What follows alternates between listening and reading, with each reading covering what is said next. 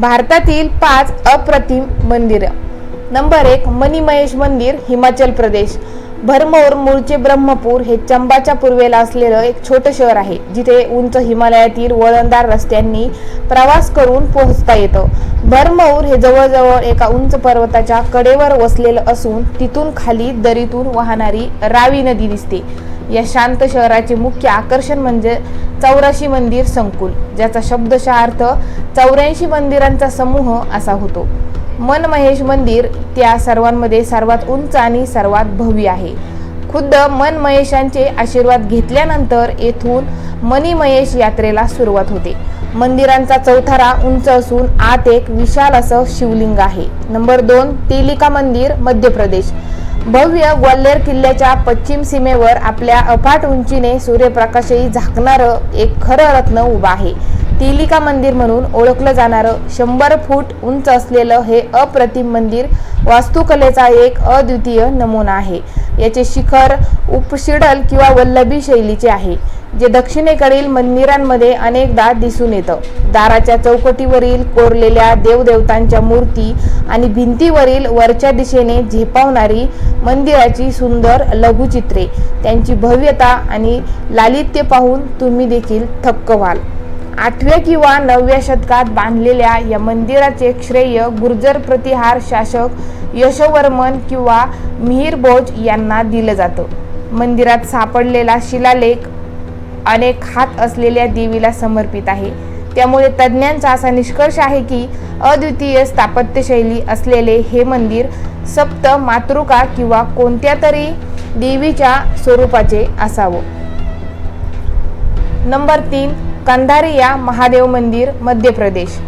हे एक भव्य स्थापत्यकलेचं प्रदर्शन आहे। महादेव शिवाला समर्पित असलेलं हे एक कलाकुसर केलेलं मंदिर असून निसंशयपणे खजुराहोमधील सर्वोत्तम मंदिर आहे। सर्वात शक्तिशाली चंदेल राजा विद्याधर याने बांधलेलं हे मंदिर आहे, त्याच्या आश्रयदात्याच्या गौरव पूर्णपणे प्रतिबिंबित करते। वास्तुशास्त्राच्या भाषेत या मंदिराच्या रचनेला डबल क्रॉस म्हणतात। याचा अर्थ नेहमीच्या 2 भागांऐवजी मंदिराच्या मुख्य रचनेचा 4 बाजूकडील उंचवटे आहेत। मंदिराचे बाजूकडील दृश्य त्याच्या प्रचंड आकारामुळे तुम्हाला थक्क करून सोडते, आणि जर तुम्ही मंदिराच्या मागील बाजूस असलेल्या चौथऱ्यावर बसलात तर मंदिर तुमच्यासमोर इतके उंच उभे आहे की त्यावर विश्वास ठेवणं अशक्य होते। 31 मीटर उंच असलेल्या कंधारिया महादेव म्हणजे निव्वळ भव्यता।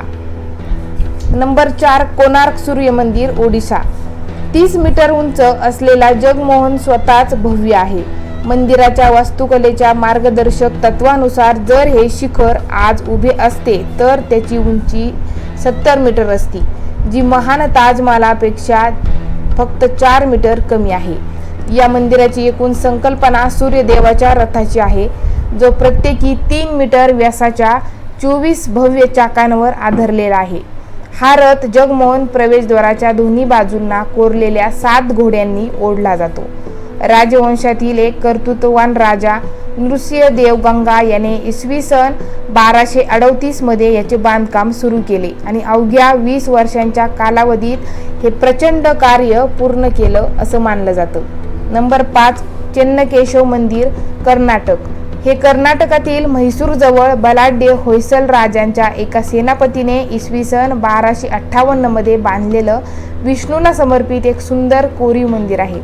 तारकाकृती आराखड्यावर बांधलेलं हे मंदिर नागर आणि द्रविड या दोन्ही मंदिर शैलीच्या घटकांचा संगम असलेल्या वेसर स्थापत्यकलेचा एक उत्तम नमुना आहे। ग्रेनाइटमध्ये बांधलेलं हे मंदिर एका प्रांगणात वेढलेलं आहे। यापैकी कोणत्या मंदिराला तुम्ही भेट दिली कमेंटमध्ये नक्की सांगा। चॅनलवर नवीन असाल तर चॅनलला सबस्क्राईब करायला विसरू नका।